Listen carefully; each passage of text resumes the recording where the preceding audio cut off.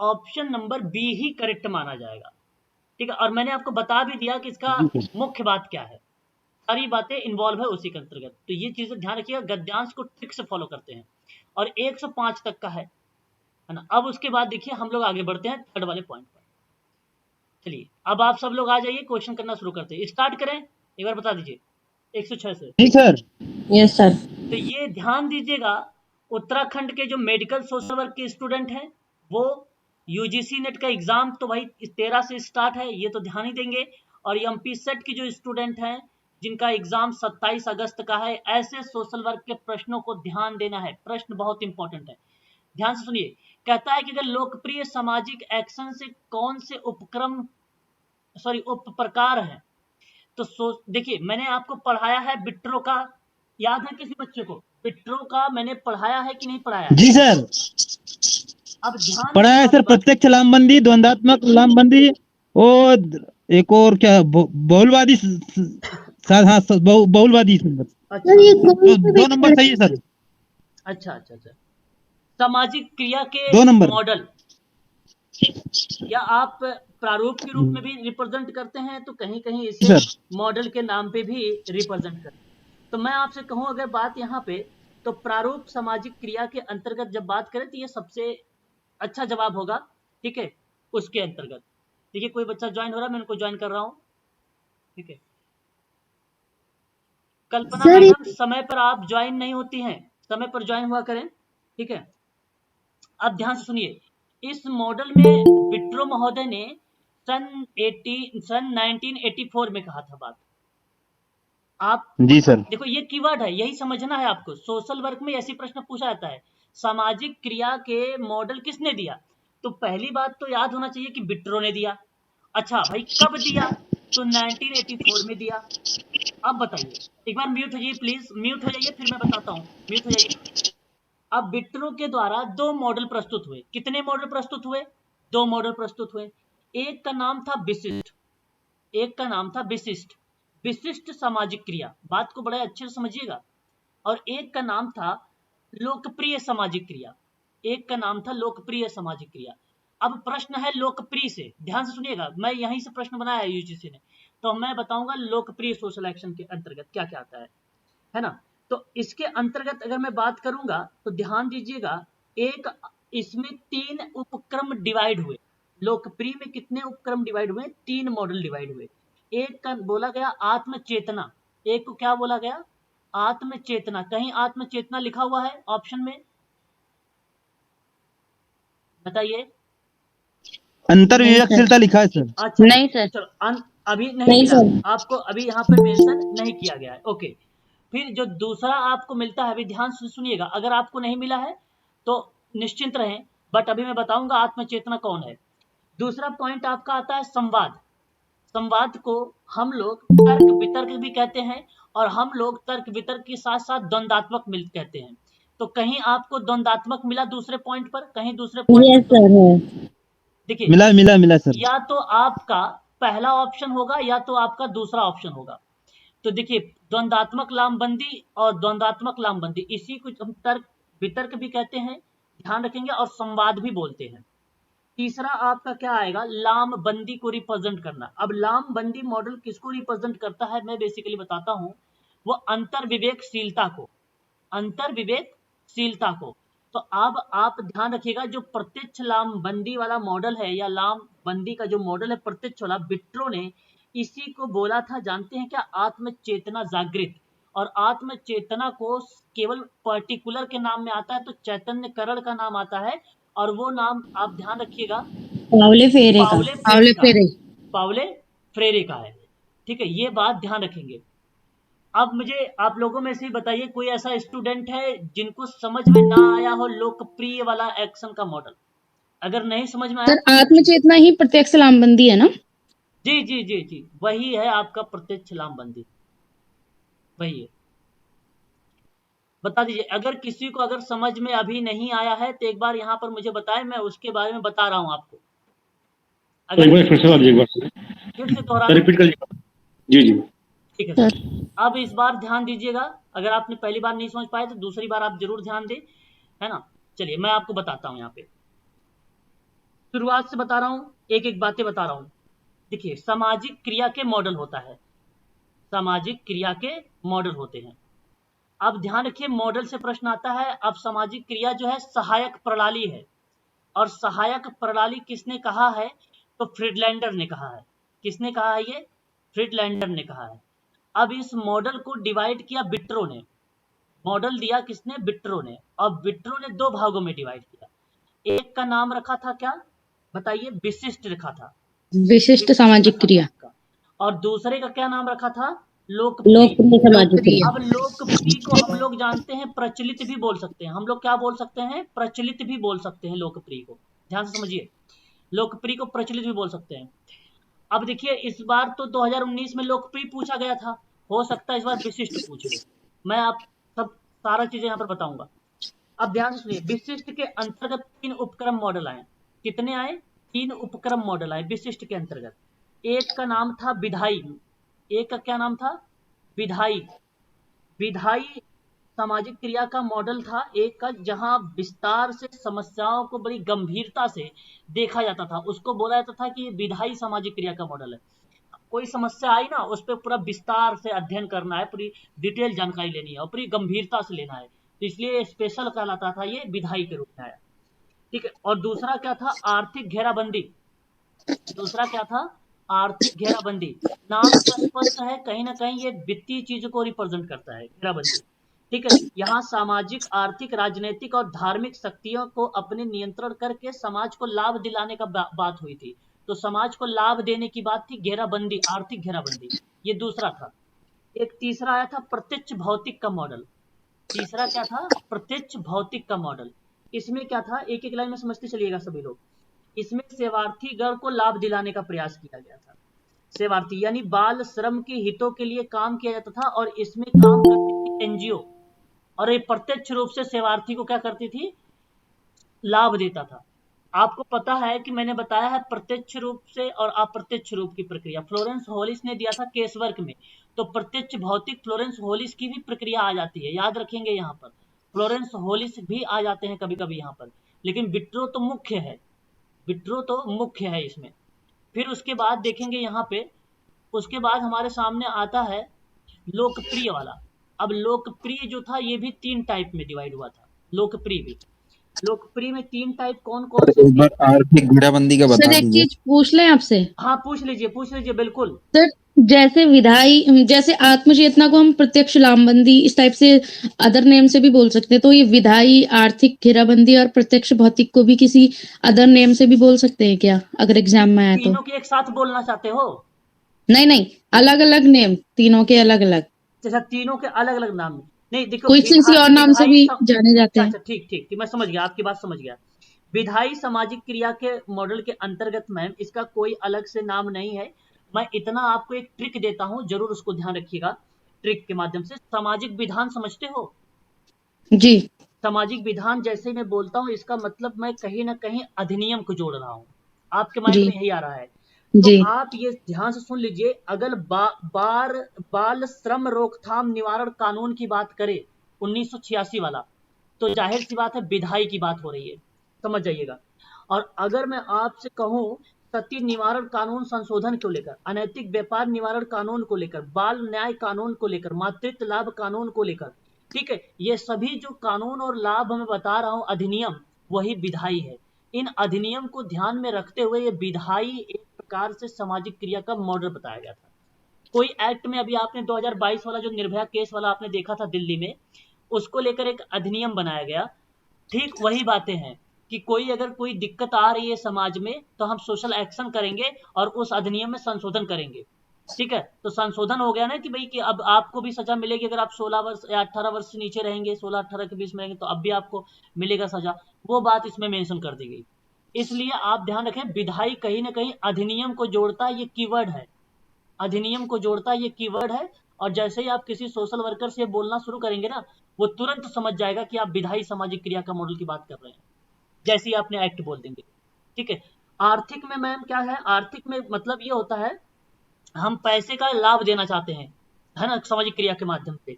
हम लोगों को लाभ देना चाहते हैं कि भाई धार्मिक तरीके से भी, राजनीतिक तरीके से भी, सामाजिक तरीके से भी, आर्थिक तरीके से भी। ये 3-4 शक्तियां होती हैं जो आर्थिक घेराबंदी को रिप्रेजेंट करती हैं। तो आप ये सोच लीजिए कि आप उसके पैसे के रूप में लाभ दे रहे हो, तो इसका कोई अलग नाम नहीं है, केवल घेराबंदी ही नाम है। ठीक है। प्रत्यक्ष भौतिक मॉडल के बारे में अगर मैं बात करूं तो इसमें व्यक्ति कानून अपने हाथ में जब ले लेता है तो वहां पे अन्याय के लिए वो जिम्मेदार हो जाता है। तो ऐसी कंडीशन पे हम केवल सेवार्थी को समाज की मुख्य धारा से जोड़ेंगे ताकि सेवार्थी कोई प्रॉब्लमेटिक बिहेवियर ना करे समाज में। तो वह प्रक्रिया प्रत्यक्ष रूप से करेंगे, डायरेक्ट हम उसके सामने देंगे, जैसे साक्षात्कार होता है ना, उसी तरीके से आप काम करेंगे यहाँ पर सेवार्थी के साथ। ठीक है। तो ये प्रक्रिया बन जाती है क्या, प्रत्यक्ष भौतिक। ठीक है। अब स्पष्ट हो गया ये तीनों, एक बार बता दीजिए तो फिर मैं आगे बढ़ूं। यस सर, हो गया। अब देखिए यहाँ पे जी ना सर। एक लोकप्रिय होता है आत्म चेतना होता है। आत्म चेतना होता है। आत्म चेतना को मैडम चैतन्यकरण भी कहा जाता है, शुद्धिमतीकरण भी कहा जाता है, शुद्धिमतीकरण कहा जाता है। ये तीन बातें नोट कर लीजिएगा, चैतन्यकरण, शुद्धिमती और आत्म चेतना या जागृति। इस तरीके का जब नाम आ जाए ना आपके सामने तो तुरंत आप पाउले फ्रेरे के बारे में सोचिएगा। और एक और कीवर्ड बताता हूँ, इसकी किताब जब आती है तो पैडागोजी जरूर लिखा रहता है इसकी किताब में।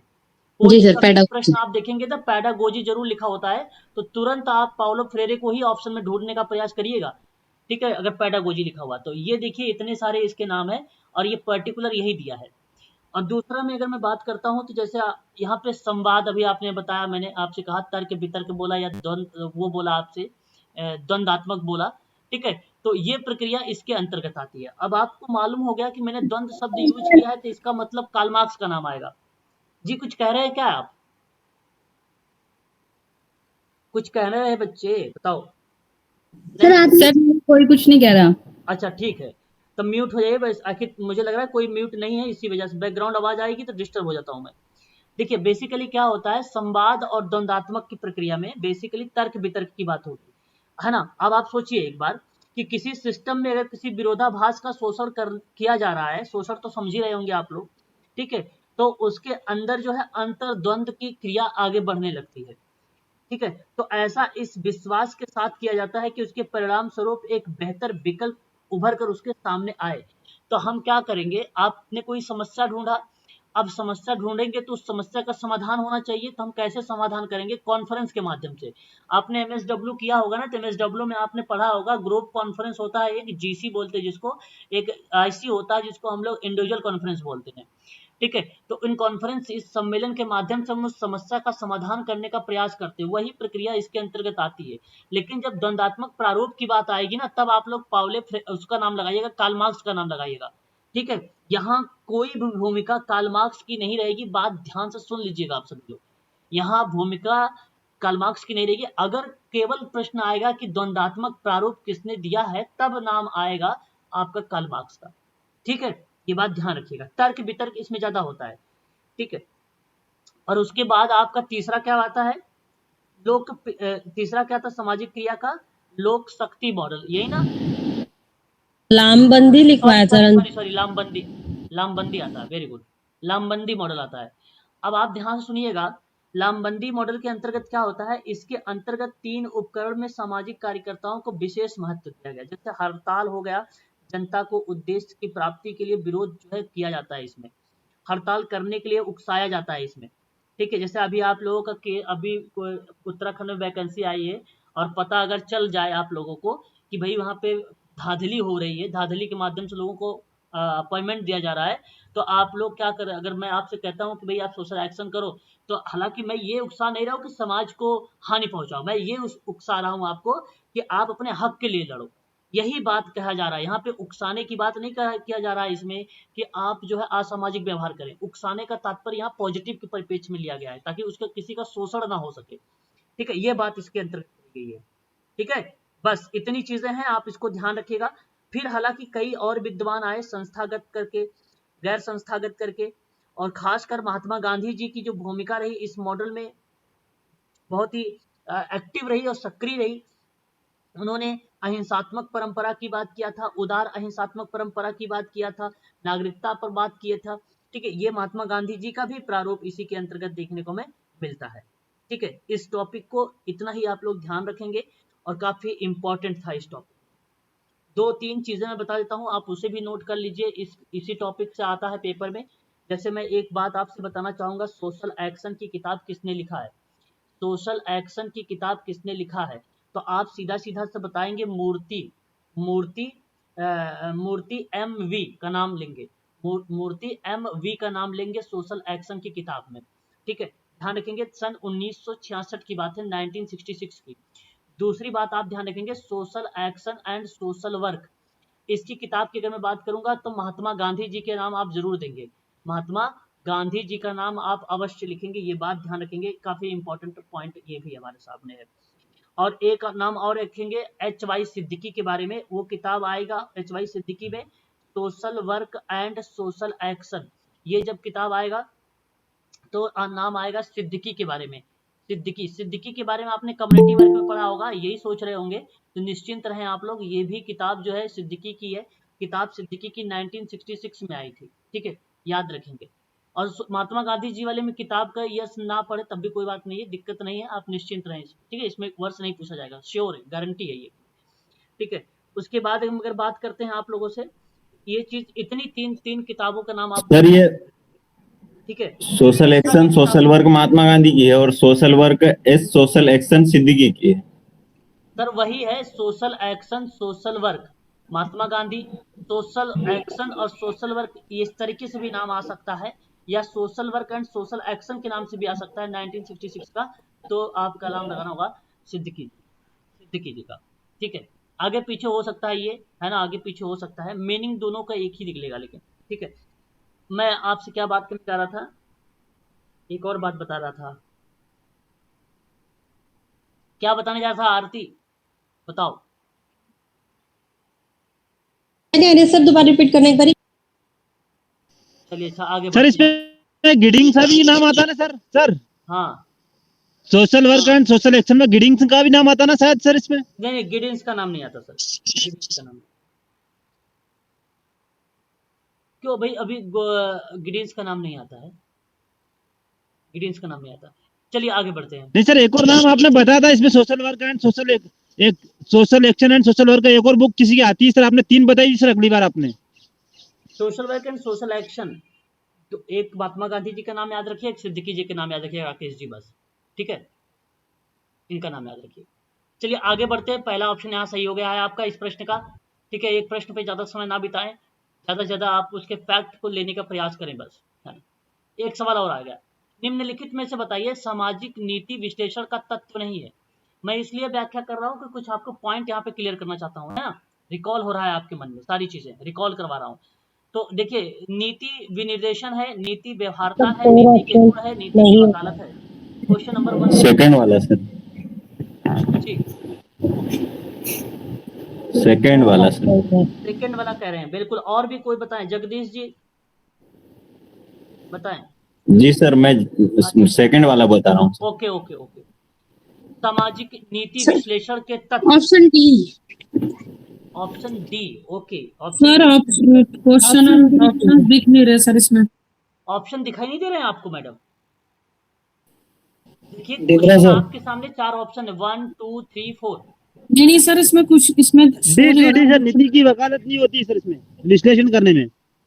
एक मिनट सर सर, जो बोल रहे हैं आप क्वेश्चन बोल रहे हैं सामाजिक नीति विश्लेषण के तहत में दिखाई नहीं दे रहा कुछ, अच्छा मतलब ऑप्शन भी नहीं दिखाई दे ओके, दिखाई नहीं दे रहा है, तो एक बार प्लीज आप लेफ्ट हो जाइए, लेफ्ट करके दोबारा ज्वाइन करिए। आप क्या प्रॉब्लम आ रही है, और प्रॉब्लम आपके यहाँ है ना मैम, लेफ्ट होकर दोबारा ज्वाइन करिए, आपके यहाँ नेटवर्क इशू है।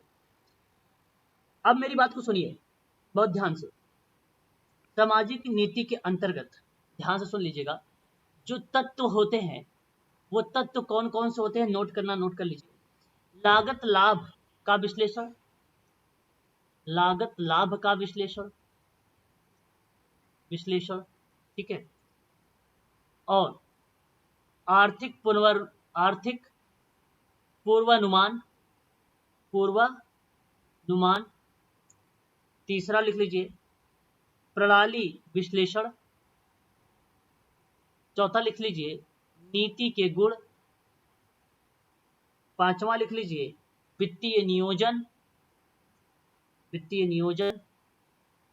नीति की व्यवहारता, व्यवहार्यता और सामाजिक संकेत और नीति विनिर्देशन या नीति निर्देशन। ये देखिए, ये आपके जो मैं आपको बता रहा हूँ, नीति निर्देशन एक है, ये भी एक है ना। इसको ध्यान रखेंगे सभी लोग, आप लोग, है ना, इम्पोर्टेंट है। नीति व्यवहार्यता, लागत लाभ, आर्थिक पुनर्निर्माण, प्रणाली विश्लेषण, नीति के गुण, वित्तीय नियोजन। अब सामाजिक नीति के विश्लेषण में इसकी भूमिका है। वकालत नहीं होगा सर, भूमिका नहीं है, ऑप्शन आपका डी सही होगा। जी मैडम क्या करें? सर मैं बोल रही हूँ वकालत नहीं होगा, मैंने बोला आंसर, 4 आंसर, डी ऑप्शन। बहुत बढ़िया। अब आपको बताना है नीति, सामाजिक नीति के सिद्धांत। कौन बच्चा बताएगा? एक तथ्य इम्पोर्टेंट एक्स्ट्रा दे रहा हूँ, बताइए सिद्धांत कौन बच्चा बताएगा मुझे? मैं बता दूं? जी सर। ऐसे काम नहीं चलेगा, फिर भी आप इस पे नोट जरूर करें। प्रजातंत्र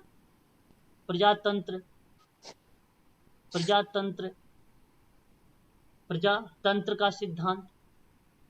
सर ये तो मॉडल्स है ना। प्रजातंत्र मॉडल, प्रारूप, सिद्धांत आएंगे तीनों। राज्य का सिद्धांत।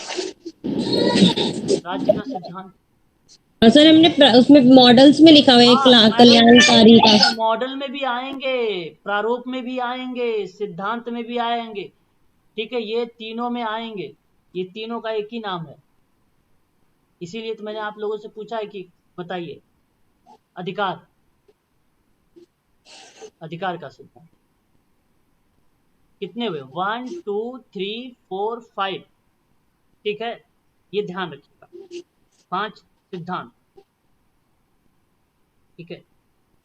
इकाई के सर नीति के सिद्धांत है सर? जी सर इस नीति के सिद्धांत है क्या? जी, सामाजिक नीति के या अन्य सिद्धांत के नाम में रखे गए हैं। मैं यहाँ पे साइड में लिख देता हूँ, सामाजिक नीति के सिद्धांत, सामाजिक नीति के सिद्धांत, ठीक है। स्पष्ट? अगर स्पष्ट है तो बताइए। जी सर।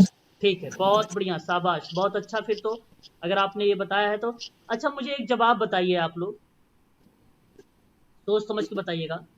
सामाजिक नीति विशेष सामाजिक उद्देश्यों को प्राप्त करने के लिए संसाधनों पर नियंत्रण और प्रयोग करके इस्तेमाल करता है।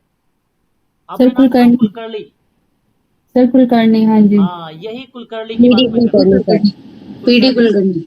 कुलकर्णी ही आपका यहाँ पे करेक्ट जवाब होगा, ठीक है। बस इतनी चीजें आपको ध्यान रखना है। और 5 के बारे में मैंने पढ़ाया है, शायद आपने पढ़ा भी होगा 5 जी सर। 5 क्या होते हैं?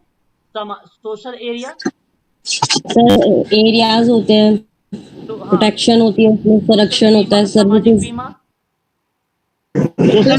सोशल बीमा, इंश्योरेंस, प्रोटेक्शन, सामाजिक सेवाएं, सामाजिक अधिकार, संरक्षण, बहुत बढ़िया, सर्विसेज, बहुत राइट। बढ़िया, बहुत बढ़िया, क्या बात है। 5 याद रखिए। चलिए अगला सवाल लेते हैं, आ जाइए। अगला सवाल, एक एक सवाल को आप ध्यान दीजिएगा, और बहुत इम्पोर्टेंट सवाल आ गया। पहले आप इसका जवाब दें, फिर मैं तथ्य बताता हूँ। शिक्षा के अधिकार को भारत के संविधान में डैश के तहत मूलभूत अधिकार बनाया गया है। बहुत 21 है के अंतर्गत तीसरा, 21 है, तीसरा, थर्ड होगा sir. Third 21। Okay sir, okay, third, option third सही है। आप सभी लोग जो है इस पे जो है ट्रिपल स्टार लगा लीजिएगा। अनुच्छेद 15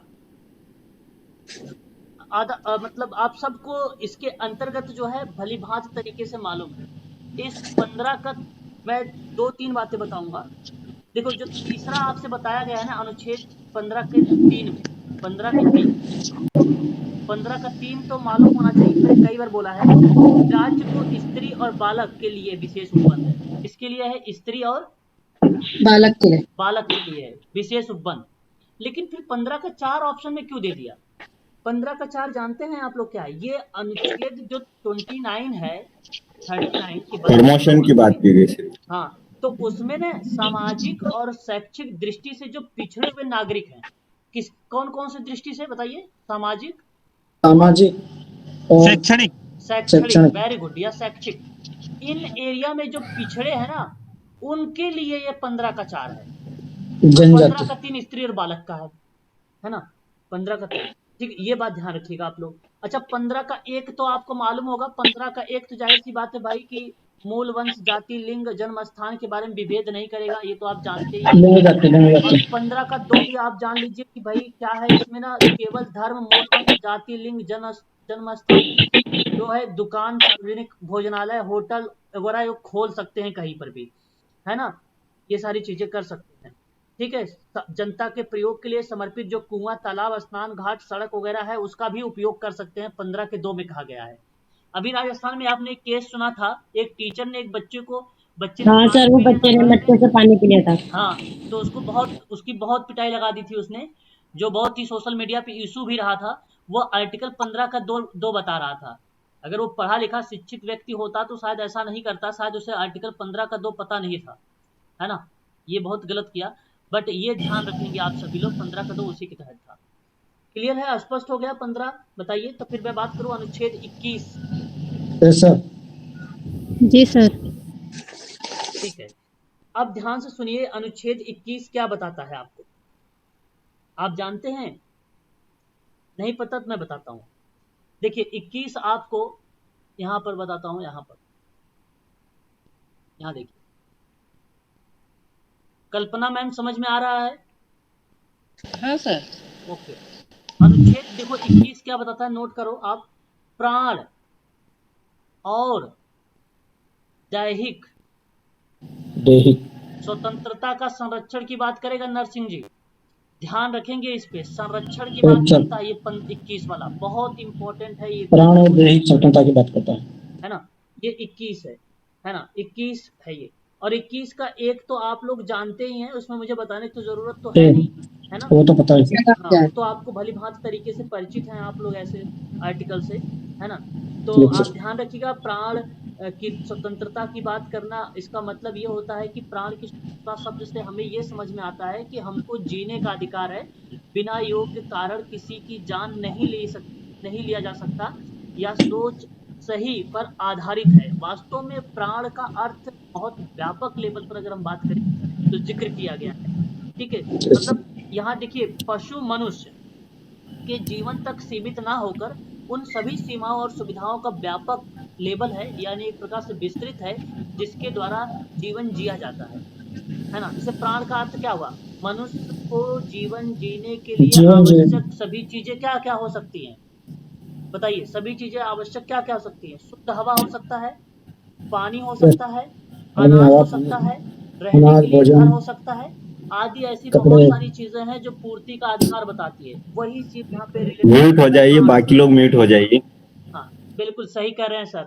मैं इस समय जो आप लोगों से व्याख्या कर रहा हूँ ना, बहुत इंपॉर्टेंट बात पर व्याख्या कर रहा हूँ, और मेरी एनर्जी वो recorded lecture sir, recorded lecture देखते हैं ना सर, तो फिर बीच बीच में क्या आवाज आती है, आप बोलते हो सुनाई नहीं देता सर, वही चीज जो म्यूट नहीं होते हैं। आप लोग म्यूट रहे, है ना, मैं बोलूंगा आपको अनम्यूट होने के लिए, आप अनम्यूट होइएगा। देखिए, फिर एक दैहिक चीज आती है, मतलब यहाँ पे पर्सनल लिबर्टी की बात होती है ना। अब आप देखिए, आपने प्राण के बारे में समझ लिया, अब दैहिक के बारे में भी समझ लो। दैहिक स्वतंत्रता का अधिकार अनुच्छेद 19 के ही अधिकार में शामिल किया गया है, ये बात ध्यान रखिएगा। मैं आपको बताता हूँ, उच्चतम न्यायालय भारत में एक ही सुप्रीम कोर्ट है, वो दिल्ली में है, आप लोग जानते हैं। और उसने कहा कि दैहिक स्वतंत्रता जो पदावली है, जो शब्दावली के बारे में जिक्र की गई है, वह बेसिकली एक व्यापक अर्थ वो भी जिक्र करती है, बताती है। वो ये कहती है कि शारीरिक स्वतंत्रता प्रदान करने तक सीमित ना होकर वे सभी प्रकार के अधिकार शामिल किए जाएं जो व्यक्ति के दैहिक स्वतंत्रता को पूर्ण बनाता है। और दैहिक का मतलब शारीरिक चीजों को रिलेट कराता है ना। तो इसलिए आर्टिकल 21 में दैहिक शब्द का भी प्रयोग किया गया है। मैं आप सबसे कहूंगा कि उसका भी आप लोग ध्यान रखें, खासकर दैहिक शब्द का भी। ठीक है, तो 21 बहुत इंपॉर्टेंट है, आप लोग इसको ध्यान रखेंगे। फिर कौन सा अनुच्छेद था 21 के बाद, जरा बताइए, एक मिनट सर 21 नहीं, 21 तो गया, उसके बाद क्या था, 16 का 4 था, अनुच्छेद 16(4) था, है ना। बताइए जरा एक बार, क्या है अनुच्छेद 16? अवसर की समानता सर। ओके, और भी कोई लोग 16 हैं अपनी बातों को जो बताना चाहेंगे मुझे? बैकवर्ड क्लासेस के ऊपर है ना ये, पिछड़े वर्ग। देखिए, लोक नियोजन है, लोक नियोजन के विषय में अवसर की बात किया गया है, विषय में अवसर की बात किया गया है। देखिए, अगर आप इन सभी चीज़ों को नहीं पढ़ेंगे, नहीं सुनेंगे ना मेरे से, तो कैसे लंबे समय तक याद रहेगा? याद करना है आपको, तो मैं 10 बार बोलूँगा तो 10 बार सुनो, कोई दिक्कत नहीं है, सुनते जाओ, यही तो फायदा है।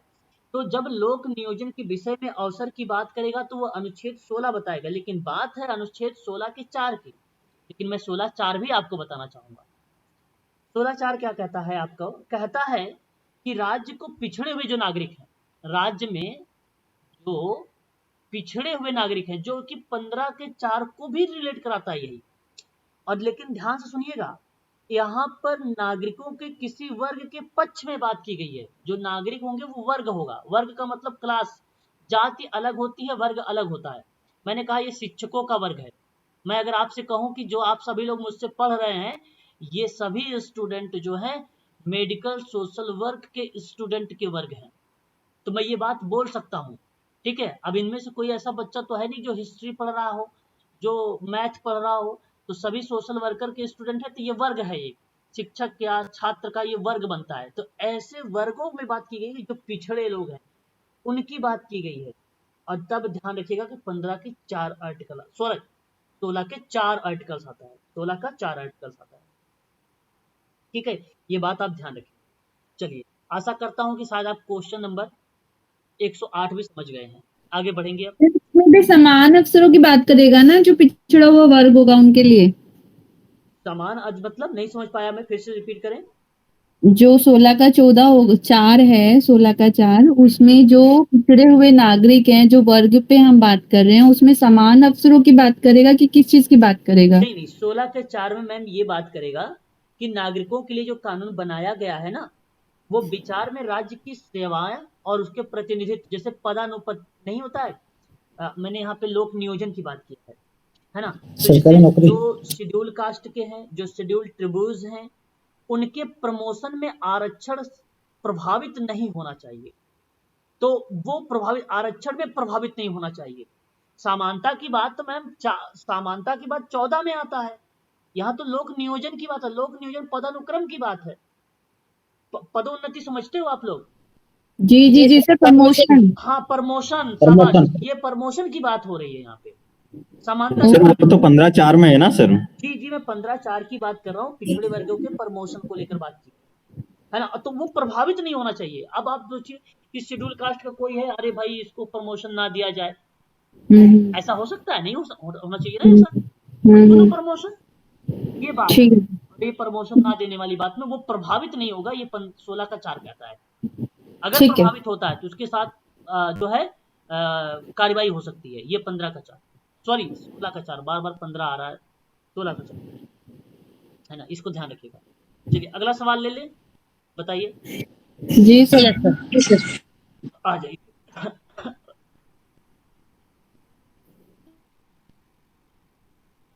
मैंने आप लोगों को एक बार ग्रीन हाउस गैसेस बताया था, बताइए। Sir oxygen, methane. ओके, आपको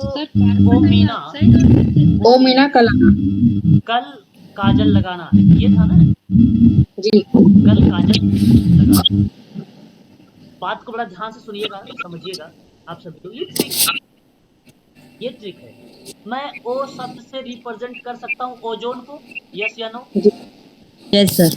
ओके, फिर उसके बाद मी है, मी शब्द से मैं मीथेन, अच्छा इसको ध्यान रखिए, O3 कहते हैं। मीथेन को मैं CH4 कह सकता हूँ। जी सर। ठीक है, ना से मैं क्या बोलूँ, ना से नाइट्रोजन, नहीं ma'am, nitrous oxide, nitrous oxide, N2O, शाबाश। जी। और मैं क्या कल से मैं ये कह सकता हूँ क्लोरोफ्लोरो कार्बन यानी CFC गैस मैं बोल सकता हूँ। जी सर। और ये जो का से क्या मैं कार्बन डाइऑक्साइड बोल सकता हूँ CO2। और ये जो जल लिखा है, मैं क्या जल से जलवाष्प बोल सकता हूँ? जलवाष्प। बस इतनी चीजें तो याद रखना, ये होती है। जानते हैं क्या जो मैंने अभी आपको ट्रिक बताया है? सर कहाँ से क्या बताया था सर? जी सर, कार्बन डाइऑक्साइड। कहाँ से? Carbon dioxide, CO2। ये सर जानते हैं क्या है जो मैं आपको यहाँ पे बताया हूँ? ग्रीन हाउस गैसेस है। बोलो तो सही, ग्रीन हाउस गैसेस है। अब जी green house house gases gases sir है। कार्बन नहीं होता है क्या इसमें सर? अब इसमें अगर मैं ऑप्शन आपको देता हूँ तो आप किसको जवाब देना चाहेंगे? क्या कार्बन डाइऑक्साइड और कार्बन मीथेन? डाइऑक्साइड और मीथेन। Carbon dioxide methane. तो मैंने बताइए कि जितना यहाँ पे बताया, क्या ऑप्शन थर्ड रिलेट नहीं कर रहा है? यस या नो बताइएगा। यस सर करते हैं। तब बस यही सवाल complete। यहाँ जी मैडम सर। क्लियर है? जी सर। क्लियर है। आगे बढ़ते हैं, नेक्स्ट सवाल। जी सर। हाँ। अब बताइए, आधुनिक भारत में पंचायतों की विशिष्टता है। बड़ा अच्छा सवाल है आपके सामने, आपको जवाब देना है। आधुनिक भारत में पंचायतों की विशिष्टता। सर उपरोक्त सभी ABCD सेकंड। सभी सर, ABCD सर। ABCD। चलिए मैं आपको थोड़ा सा यहाँ पे कुछ आपको बताना चाहूँगा, कुछ एक्स्ट्रा जानकारी आपको देना मैं चाहता हूँ। आप ध्यान से सुनिए। आपने सर नाम सुना AB। होगा स्वतंत्रता के बाद, सॉरी, आपने एक नाम सुना होगा लॉर्ड रिपन के बारे में। जी सर। लॉर्ड रिपन जो है भारत में स्थानीय स्वशासन के क्या कहलाते हैं? जनक। जनक सर, जनक। हाँ, स्थानीय स्वशासन सर के सर जनक जनक। कहलाते हैं। ये बात आप ध्यान रखेंगे। अच्छा, दूसरी बात, अच्छा ये कहे कब गए? तो 1882 में। सब। अच्छा, आप जानते हैं थियोसॉफिकल सोसाइटी का जो है मुख्यालय मद्रास में लाया गया था, अडियार वाले में। और वो जी कब सर। लाया गया था? क्या किसी को वर्ष मालूम है? सर 1882 में ही। हाँ, अटा- वेरी गुड, बहुत बढ़िया, बहुत बढ़िया, शाबाश। हाँ, ठीक है। आगे अगर हम बात करते हैं, स्थानीय स्वशासन संस्थानों का मैग्ना कार्टा कहा जाता है। क्या इस बात से आप सभी लोग सहमत हैं? जी सर। मैग्ना कार्टा कहा जाता है। टाटा। हाँ। दूसरी बात, आपको बता दूं, स्वतंत्र भारत के बाद सन 1957 की, 1957 की, जिसमें योजना आयोग, अब उसको बोला जाता है नीति आयोग। नीति आयोग। और इसी के द्वारा जो है एक आपने नाम सुना होगा कम्युनिटी डेवलपमेंट कार्यक्रम, प्रोग्राम। CDP। हाँ, तो ये इसकी स्थापना सन 1952 में हुई थी। क्या आपको मालूम है कम्युनिटी जी डेवलपमेंट सर। प्रोग्राम की? जी सर। ओके, बहुत बढ़िया, बहुत बढ़िया। अब आप ध्यान रखिए, तो इसमें एक नवंबर 1957 में ना समिति ने अपनी एक रिपोर्ट सौंपी थी। उस रिपोर्ट में बेसिकली क्या था, त्रिस्तरीय वो था, पंचायत राज था। और त्रिस्तरीय जो पंचायत राज था मैम, वो कौन कौन से थे, जरा बताएंगे आप? ग्राम पंचायत, जिला परिषद, पंचायत। ओके, ग्राम, जिला और बहुत बढ़िया। ग्राम स्तर, पंचायत समिति और जिला परिषद। ग्राम स्तर, विकास खंड और जिला स्तर। ग्राम, जिला और राज्य। ग्राम, जिला और राज्य। मध्य स्तर मतलब राज्य स्तर, और एक आपका जिला स्तर। प्लस। ये सुझाव दिया था। 2 अक्टूबर 1959 को राजस्थान में था, ये बात जानते हैं आप सभी लोग। अच्छा, आप बताइए जरा, अशोक मेहता समिति कब आई? अशोक 1957 में सर। 1957 सर। भाई, अशोक मेहता सर, अशोक मेहता। 1977। हाँ, ये सही था। ठीक है, बलवंत राय मेहता। 1957। बिल्कुल। ये होगा सर 1957 में। 57। जीवी के राव। 1985। बहुत बढ़िया, बहुत बढ़िया। LM Siddhvi, Singhvi, Singhvi 86, LM Singhvi 86, 86। 86। बस अब इस सवाल पे आते हैं। तो भारत में पंचायतों की विशिष्टता, जमीनी स्तर पर जनता की हिस्सेदारी, राइट, आत्मनिर्भरता, राइट, महिला सशक्तिकरण, राइट, वित्तीय शक्तियों का प्रदान करना, right, Right. B C D जिस ऑप्शन में होगा वो ऑप्शन करेक्ट है, यानी सेकंड वाला।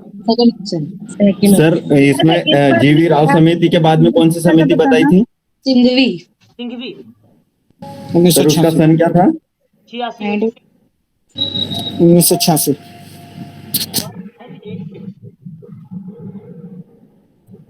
अब ये कौन बच्चा है भाई? बीना। आप देखो समय पर ज्वाइन नहीं होंगी तो ये मैसेज बार बार कह रही हैं।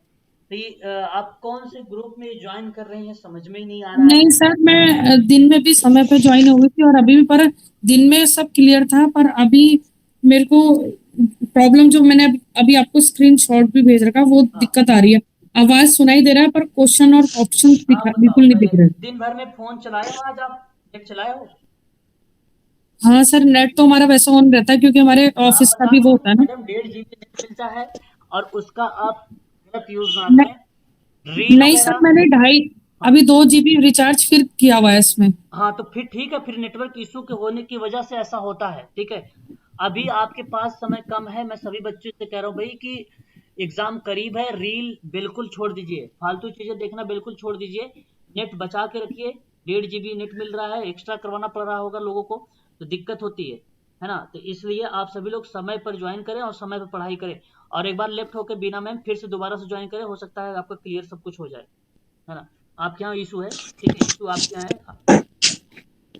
चलिए आगे बात करते हैं, नेक्स्ट सवाल। चलिए आगे देखिए, क्वेश्चन नंबर हमारे सामने आ गया 111। और यहाँ पर ना अब मैं जानूंगा आपके दिमाग, आपके तार्किक चीजों को, देखता हूँ कैसे आप सोचते हैं। सामाजिक असमानता के आधार पर या आधार के रूप में लिंग पुरुषों और महिलाओं के दायरे में संरचनाबद्ध है। क्या सामाजिक असमानता के आधार पर अगर मैं बात करूं तो क्या वहां पे पुरुषों और महिलाओं के दायरों में संरचनाबद्ध है? ये बात सत्य है आपको? नहीं सर, लगती है। बिल्कुल करेक्ट है। अगर सामाजिक असमानता के आधार पर ही तो लिंग पुरुष और महिलाओं के दायरे में संरचनाबद्ध बनती है, संरचना बनाई भी जाती है। और ये रीजन जानते हैं, ये रीजन तब पैदा होता है जब हम देखते हैं सामाजिक असमानता, ये तभी आती है, उत्पन्न होती है। इसलिए दैट इज राइट, यस, सही जवाब है ये। फिर कहता है कि सभी महिलाएं, बात को समझिएगा, अब मैंने पुरुष को नहीं यहाँ पे लिया है, केवल महिला को उठाया है। सभी महिलाएं अपने परिवारों और समुदायों में एक समान रूप से असामान्य नहीं है। देखिए, तो सभी महिलाएं हैं, वो अपने परिवार में बात करें या अपने समुदाय की बात कर रहे हैं तो वहां पे एक समान रूप से असामान्य नहीं है। ये गलत है या सही? गलत है या सही है? सर सही है, ये सही है सर। ओके, सही। बहुत बढ़िया, बहुत बढ़िया। यहाँ ना आपको बताओ कैसे सोचना था। आपको ये सोचना है, अब यहाँ जितनी महिलाएं हैं, अब अपने आप को रखें दिमाग में कि भाई इस तरह के अगर परिवार में अगर हुए हैं, वो किसी कम्युनिटी में अगर हैं, तो वहां पे जब जाएंगी तो वो पूरा महिला के रूप में ही जाएंगे ना, कि सारी महिलाएं गई परिवार में है, ये परिवार की महिलाएं हैं, तो वहां परिवार और समुदाय में एक समान रूप से असामान्य नहीं है। वहां थोड़ी ना असामान्य, वहां समान असामान्य की प्रक्रिया है ही नहीं। असमान तब होती जब पुरुष यहाँ पे इन्वॉल्व होता, पुरुष इन्वॉल्व है नहीं यहाँ पे। तो यहाँ आप ध्यान रखेंगे क्या स्टेटमेंट सही। तो अब मुझे बताइए क्या व्याख्या होगी या नहीं होगी? सर होगी। अरे कैसे होगी व्याख्या, कैसे होगी सर? ये तो महिलाओं की बात कर रहे हैं ना सर, और महिला उठा लिया ना, सभी महिला। हाँ सर, उसमें पुरुष और महिलाओं की असमानता की बात कर रहे हो। व्याख्या नहीं होगी, वैसे दोनों करेक्ट है। बस ऑप्शन आप देखिए जरा एक बार, ऑप्शन फर्स्ट कहाँ होगा? थर्ड ए आर दोनों सही है, व्याख्या नहीं होगी, और जो है सही व्याख्या आर नहीं है। यही मैं कह रहा हूँ ना, आपका यही मुझे देखना है, और अभी भी आप सही तरीके से नहीं कर पा रहे। चलो मैं दूसरा सवाल देता हूँ। अच्छा ये तू आ गया, चलो अभी आएंगे सवाल। बहुत इतना आसान सा सवाल मिलेगा ही नहीं सर सदरलैंड सेकेंड ऑप्शन। तो दूसरा है सदरलैंड। चलो बहुत बढ़िया है, बहुत बढ़िया है। आप लोगों ने इसके बारे में यानी पढ़ा है, और मैंने आपको कई बार इसके बारे में बताया है। सफेद पोश अपराध। हाँ, तो जब हम बात करते हैं सदरलैंड के बारे में, है ना, तो सदरलैंड एक ऐसे विद्वान है जिन्होंने साफ शब्दों में व्हाइट कॉलर क्राइम के बारे में बात किया है। व्हाइट कॉलर क्राइम, है ना, ये बात आप लोग जरूर ध्यान में रखेंगे। और इनकी भूमिका जो रही है सदरलैंड महोदय की, सफेद पोश अपराध, जानते हैं ये क्या होता है? मान लीजिए यदि कोई व्यक्ति, मान लो यदि कोई व्यक्ति जो समाज के अनेक समन्वित वर्ग, अच्छा आप सम्मानित वर्ग जानते हैं? बताइए। जी सर। सम्मानित जी वर्ग, सर। जी। जिसका सम्मान कोटेशन हुआ हो, जिसकी प्रतिष्ठित प्रक्रिया हो, जो इज्जतदार हो, उसे हम लोग क्या बोलेंगे? सम्मानित।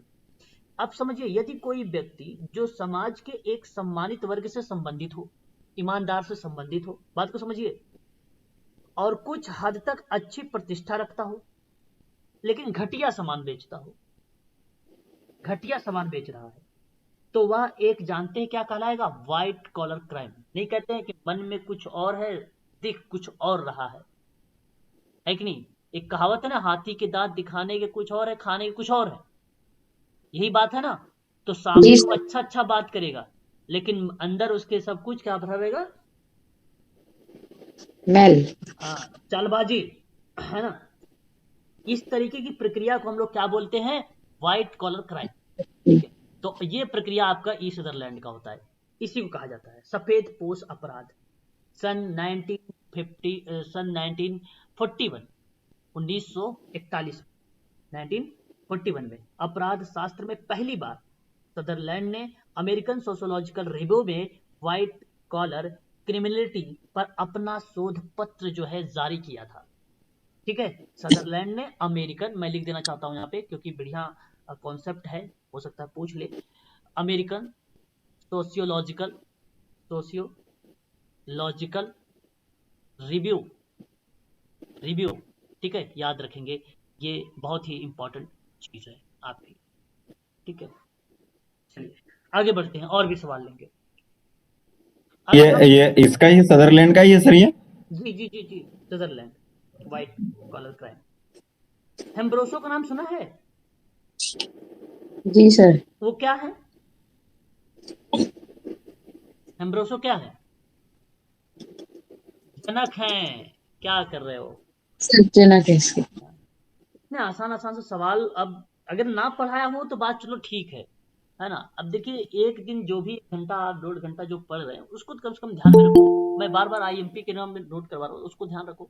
चलिए देखिए एक और सवाल यहाँ पर हमारे सामने ये सवाल आ गया है। अब कह रहा है कि एक तरफ अनुच्छेद दिए गए हैं, एक तरफ प्रावधान दिए गए। बड़ा आसान सा सवाल है। पहले तो आपको अनुच्छेद 14 और 15 बताना है। तो क्या मैं समानता का अधिकार पसंद कर दूं? समानता का अधिकार। ओके, जी सर। ओके। और 17 क्या अस्पष्टता को मिला दूं? ठीक, जी सर। यस को यस। मूल कर्तव्य को मिला दूं 16 का चौथा। और आपको सार्वजनिक अधिकारों को बता दूं? जी सर। हो गया। अब बताइए क्या ऑप्शन सही गए हैं आपके? सर ऑप्शन दिखा दीजिए। जी सर ऑप्शन नीचे ऑप्शन दिखा दीजिए।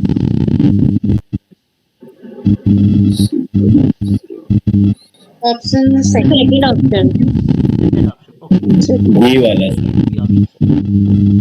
सर दूसरा। हाँ दूसरा लगाया, बी लगाया। अगला सवाल, ये किसी व्यक्ति समूह अथवा संस्था के निर्देशन जारी करने की क्षमता को क्या कहते हैं? बड़ा आसान सा सवाल। प्राधिकार। सर प्राधिकार अथॉरिटी कहते हैं। अथॉरिटी। Option B. ध्यान से, किसी व्यक्ति समूह संस्था के निर्देश जारी करने की जो क्षमता होती है ना, यहाँ जो निर्देश जारी करने की क्षमता है, ये अथॉरिटी ही तो करती है। यही सवाल है। जी सर, यही भाव, अधिकार, शक्ति कुछ नहीं। ऑप्शन बी आपका बहुत ही आसान सवाल। चार्जर दे दो। निर्देश जारी अथॉरिटी ही करेगी भाई। जी सर। अथॉरिटी। म्यूट हो जाइए। अगला सवाल, अच्छा, आपने यूनेस्को के बारे में तो पढ़ा ही होगा, मैंने पहले भी आप लोगों को बता चुका हूँ यूनेस्को के बारे में। यूनेस्को क्या है? राष्ट्रीय धरोहर। आपको मालूम होगा, अगर मैं यूनेस्को की बात कर रहा हूँ तो United Nations Educational Scientific Cultural Organization, मतलब संयुक्त राष्ट्र पर शैक्षिक और वैज्ञानिक सांस्कृतिक संगठन है यूनेस्को। मैं आपको बता दूं कि इसका कार्य शिक्षा, प्रकृति, समाज विज्ञान, संस्कृति, संचार के माध्यम से अंतर्राष्ट्रीय शांति को बढ़ावा देना। संयुक्त राष्ट्र का एक विशेष संस्था है ये। इसका गठन सन 16 नवंबर 1945 1945 यस सर। हाँ, ये आपको ध्यान रखना होगा, इंपॉर्टेंट तथ्य है और ध्यान रखना।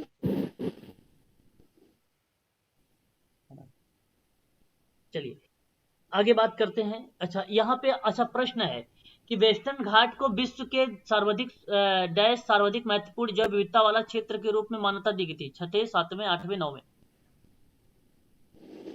8 सर। सवाल है भाई, बहुत अच्छा सवाल है आपके सामने। 7वें सर।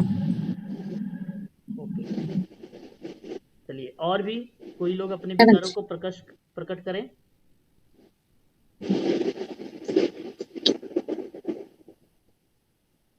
चलिए अब मैं बताता हूं, पहले एक एक बातों को आप समझिए, फिर उसके बाद इन पर फोकस करिए।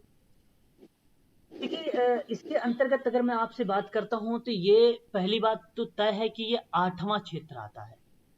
कौन सा क्षेत्र आता है? 8वां क्षेत्र आता है। अब ध्यान देने वाली बात आपको ये है यहाँ पर कि जब इसका अगर हम बात करें तो कुल टोटल 193 सदस्य देश हैं। पहली पॉइंट। 11 इसके अंतर्गत जो है संबद्ध सदस्य हैं। संबद्ध सदस्य हैं, ये आपको ध्यान रखना है। इसका काम क्या होता है कि सभी के लिए गुणवत्ता शिक्षा की बात करेगा। गुणवत्ता शिक्षा की बात करेगा। अच्छा, दूसरी बात ये समावेशी ज्ञान की बात करता है। तीसरी बात अगर मैं बात करूं आप लोगों से तो लैंगिक समानता पर यह केंद्रित है। लैंगिक समानता पर बात करता है ये। चौथा बात यह है कि संवाद और शांति की प्रवृत्ति को मोटिवेट करता है, यानी एक प्रकार से प्रोत्साहन देने की बात करता है ना? बात को समझते चलिए एक करके। इतने तो इसके अंतर्गत कुछ पॉइंट्स हैं जो इसकी विशेषताओं के बारे में जिक्र करता है, हाँ, जिक्र करता है। क्लियर? बताइए जी सर। अब ध्यान जी सर। इसमें कुल अगर मैं बात करूं आप लोगों से विश्व स्तर पर, यहां पर बताऊंगा, विश्व स्तर पर कुल 167 देश हैं। इन देशों में 1154 जो हैं विश्व धरोहर है,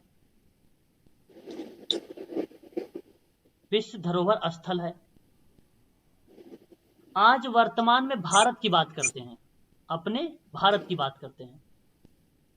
भारत में कुल 40, पेपर में पूछा जाता है सब जो बता रहा हूं, विश्व धरोहर स्थल है अपने भारत में 40, ठीक है। 30 सांस्कृतिक, 7 प्राकृतिक, 7 प्राकृतिक और एक मिश्रित स्थल है। ध्यान दीजिएगा, ये सब स्थल है, यहां पर नोट कर दीजिएगा साथ साथ। ये सब क्या है? स्थल है, ठीक है। 39वें और 40वें नंबर का थोड़ा सा इंपॉर्टेंट है। 39वें नंबर पे जो आता है ना, वो रमप्पा मंदिर आता है। रमप्पा मंदिर आता है 39वें नंबर पर, और ये कहां पर है? तेलंगाना। तेलंगाना में। 40वें नंबर पे अगर हम बात करते हैं विश्व धरोहर में, तो गुजरात में एक है धौलावीरा शहर। धौलावीरा शहर कहाँ पर है ये? गुजरात। गुजरात। गुजरात में। ये थोड़ा सा इम्पोर्टेंट था जो मैंने अभी आपको यहाँ पर बताया है ना, ये थोड़ा सा इम्पोर्टेंट है ना।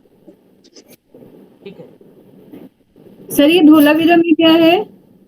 धौलावीरा एक शहर है मैम। सर उसमें क्या मतलब इम्पोर्टेंट क्या है? पूरा शहर ही इम्पोर्टेंट है, ये क्या है इम्पोर्टेंट है?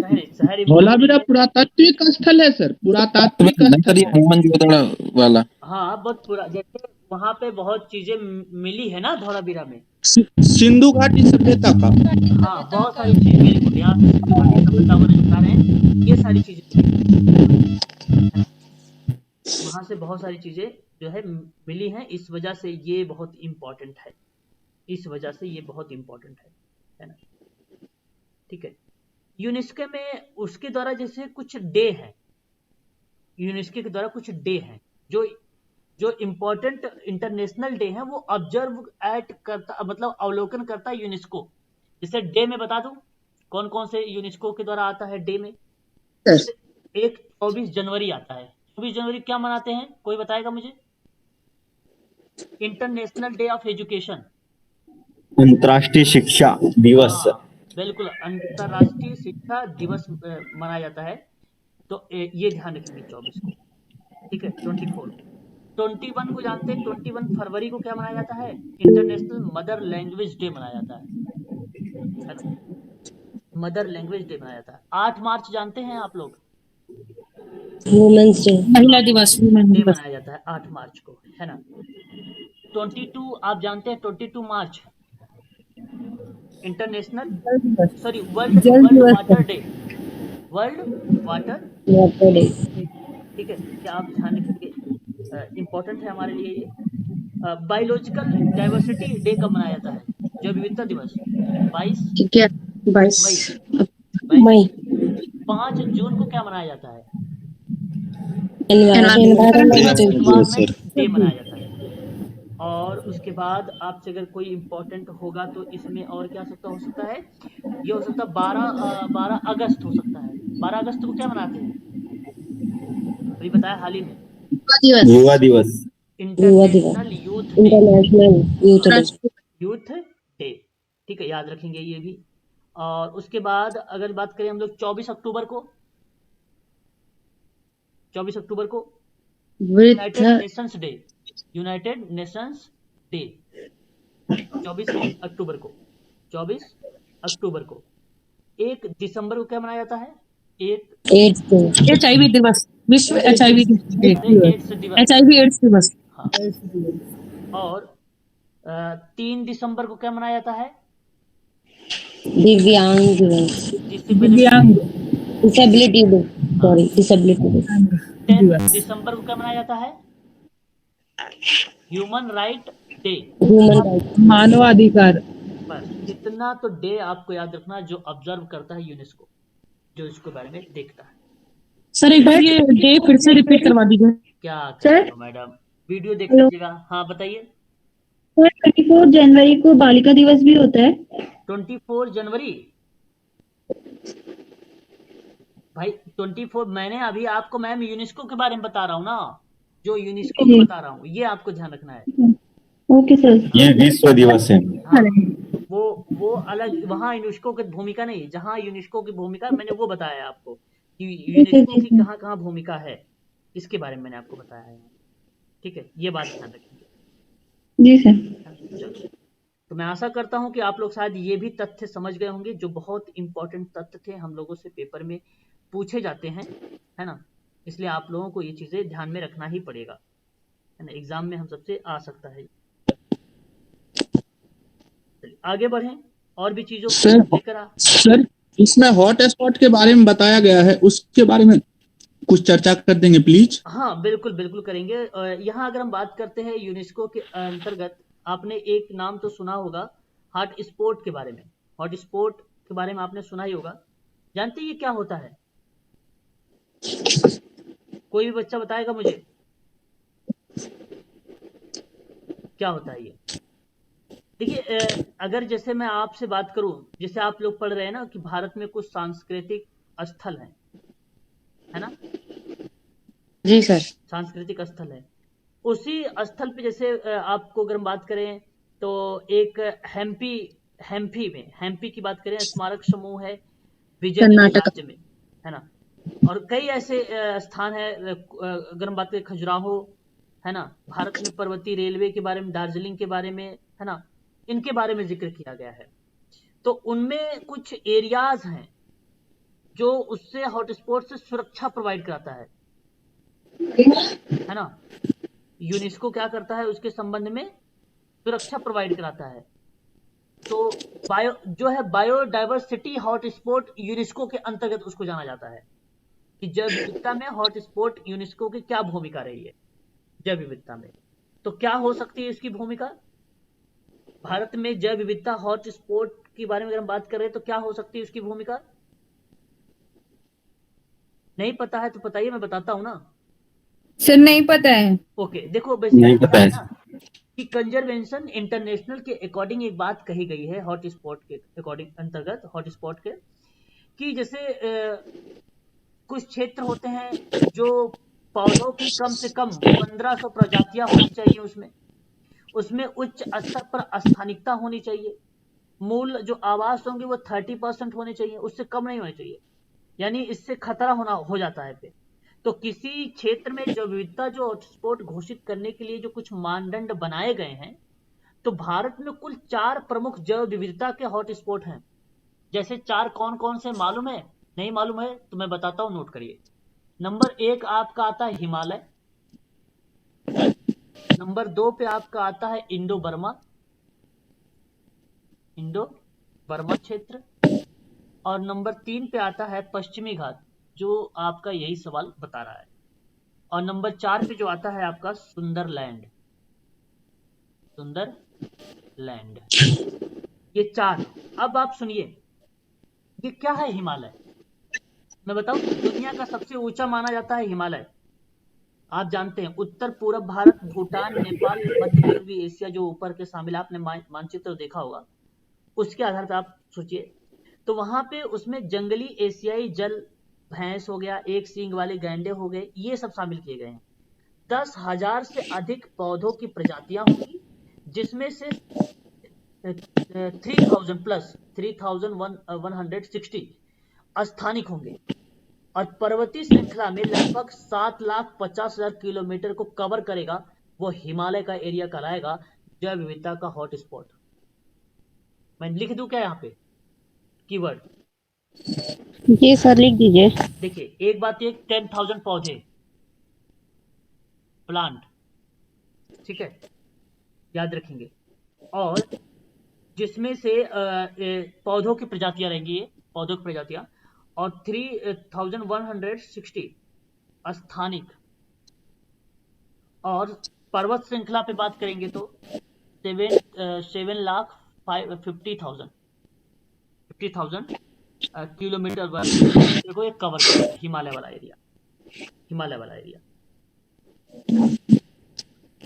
अब इसमें क्या पाए जाते हैं मैंने बता भी दिया, एशियाई जल हो गया, एक सींग वाले गैंडे हो गए इत्यादि, जो जंगली एशियाई जल होते हैं, भैंस वगैरह, वो इसके अंतर्गत शामिल किया गया। और ये एरिया आएगा उत्तर भारत का, उत्तर पूर्व वाला भारत, नेपाल वाला पूर्वी हिस्सा जो आता है वो भी शामिल इसी के अंतर्गत किया गया है, ठीक है।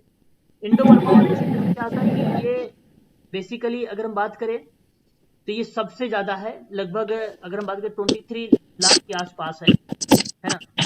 और वहां पे अगर बात करें तो उसके अंतर्गत जो है ना, मीठे पानी के कुएं की जो प्रजातियां होती हैं उनके लिए जाना जाता है। मीठे पानी के कछुओं की प्रजातियां, मीठे पानी के कछुए, ठीक है, याद रखेंगे, कछुओं की प्रजातियां जो होंगी उसके लिए जाना जाता है ये, है ना। और इसमें आप अगर मैं बात करूं तो आवास नुकसान के कारण अब ये धीरे धीरे विलुप्त होना, अधिकांश चीजें इसी के अंतर्गत आ रही हैं, ठीक है। और लगभग 1300 अलग अलग पक्षी प्रजातियां इसमें पाई जाती हैं, 1300। पश्चिमी घाट वाले की अगर हम बात करते हैं, प्रायद्वीपीय भारत में जो पश्चिमी किनारा है उसमें अगर हम बात करेंगे ना यूनेस्को के अनुसार बताया गया है कि कम से कम 325 विश्व स्तर पर संकटग्रस्त जो वनस्पति हैं, जीव हैं, पक्षी हैं, सरीसृप हैं, है ना, और कुछ मछली प्रजातियां हैं, इनके इनके बारे में दिया गया है पश्चिमी घाट में। ठीक है, तो ये ध्यान रखेंगे। और जो सुंदरलैंड वाला हॉटस्पॉट वाला है एरिया, वो दक्षिण पूर्व एशिया में स्थित है। सिंगापुर आ जाएगा, थाईलैंड आ जाएगा, इंडोनेशिया आ जाएगा, ब्रुनेई आ जाएगा, मलेशिया आ जाएगा, ये शामिल है। ठीक है, और इसमें ना बायोस्फीयर रिजर्व है वो घोषित किया गया है सुंदरलैंड में। तो सुंदरलैंड में एक कीवर्ड बना लीजिए, बायोस्फीयर वाला आता है ये पेपर में, हो सकता है आप लोगों से पूछा भी जाए। बायोस्फीयर वाला एरिया इसी के अंतर्गत आती है। ठीक है, तो ये है थोड़ी से हॉटस्पॉट वाली एरिया, इनके बारे में आप जरूर थोड़ा सा ध्यान रखेंगे। ठीक है, और जहाँ जो चीजें विलुप्त हो रही है ना, वो एक प्रकार से आप समझ ही रहे होंगे कहीं ना कहीं दिक्कत को रिप्रेजेंट कर रहा होता है ना, है कि नहीं? क्लियर? जी सर। जी जी सर। चलिए याद रखिए। अगला सवाल लेते हैं अब। अगला सवाल हमारे सामने आता है, इसको भी हम लोग थोड़ा सा ध्यान रखेंगे। ठीक है, अच्छा एक चीज ध्यान रखना, अगर कंजर्वेशन इंटरनेशनल अकॉर्डिंग की बात करेंगे ना, विश्व में जैव विविधता का हॉटस्पॉट को लेकर, तो 36 जैव विविधता वाले समृद्ध क्षेत्र हैं। 36 हैं, 36 जैव विविधता वाले क्षेत्र। जैसे अगर मैं आपसे बात करूं तो ऐसी बहुत सारी एरियाज हैं, बहुत सारे क्षेत्र हैं। जैसे इंडो बर्मा मैंने बताया तो दक्षिण एशिया को रिप्रेजेंट करता है। सुंदरलैंड की बात करता हूं तो अगर मैं दक्षिण पूर्व एशिया प्रांत वगैरह आता है उसमें, है ना। तो कुल टोटल इसमें जो है लगभग अगर मैं बात करूं आप लोगों से 36 के आसपास पाए जाते हैं, है ना। 36 जो है उत्तरी अमेरिका, तटीय मैदान, ये सब जो है उसी के अंतर्गत देखने को मिलते हैं। अगला सवाल देखिए आप लोग। अब ये 8वां क्षेत्र महत्वपूर्ण है, जो जैव विविधता वाला क्षेत्र है। 8वां क्षेत्र वेस्टर्न घाट का। ठीक है, यूनेस्को के अकॉर्डिंग याद रखिएगा आप। संयुक्त राष्ट्र बताइए, संयुक्त राष्ट्र की बाल अधिकार संबंधी कन्वेंशन जो निम्नलिखित में से किस अनुच्छेद में घर और घर के बाहर बाल बालिकाओं के आरक्षण का प्रावधान है? बताइए। 116 number. Article 19 sir. Okay, third option. हाँ जी सर, थर्ड ऑप्शन 19 जी। तो अच्छा यस सर, आर्टिकल 19 हाँ, क्या आप अगर मैं आपसे बात करता हूँ तो आपने साथ पढ़ा होगा मेरे से, मैंने बताया भी है कि 19 में अभी अभी हम लोगों ने कुछ और पढ़ा था, यहाँ पे क्या आ गया? तो आपने पढ़ा होगा ABC करके, पढ़ा है? बोलिए। जी सर, पढ़ा है। अब देखिए, नागरिकों की बात, अगर कहीं आपको बोलने की आजादी है, स्वतंत्रता है, तो पहला। अगर आपको कहीं शांतिपूर्वक सम्मेलन करने की इजाजत देना, संघ बनाने की बात करना, ये भारत की रानी में आप सर्वत्र कहीं पर भी आ जा सकते हैं, आवागमन को रिप्रेजेंट करता है, वो उसको रिप्रेजेंट करता है, आवागमन वगैरह को, आने जाने को रिप्रेजेंट करता है ना। तो वो आपका क्या बन जाएगा? क्या बन जाएगा? 19 का डी। 19 का, यानी आप कह सकते हो 19 का 4, है ना। 19 का 4। जी सर। 19 का 5 में क्या है?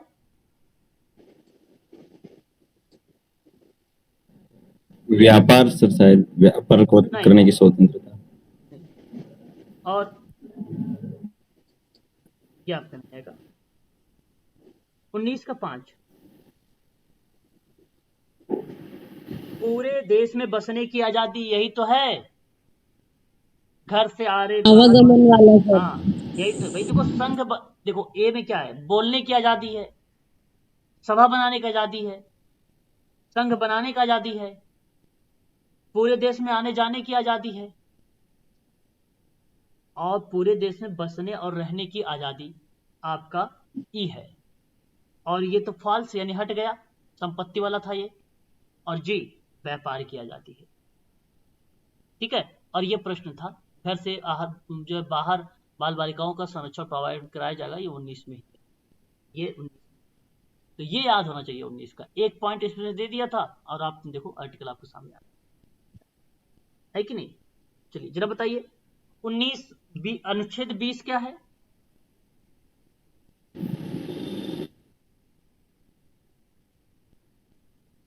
अपराधों के लिए सजा का संबंध में बात करते हैं हम लोग, तो आर्टिकल 20 आपको क्या बताता है? अपराधों के लिए दोष सिद्धि के संबंध में संरक्षण, है कि नहीं?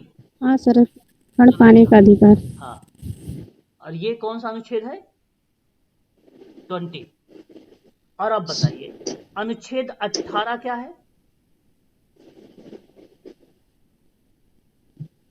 उपाधिकांड। हाँ, उपाधियों का।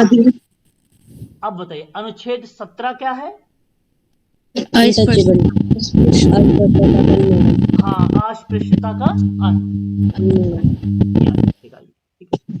आज के लिए इतना ही रखिए आप सभी लोग। अभी 8:30 पर फिर क्लास होगी आप सबकी, ठीक है? इसी से आगे स्टार्ट कर देंगे हम लोग, ठीक है ना? ये सर, अगर आप ठीक है ध्यान सर।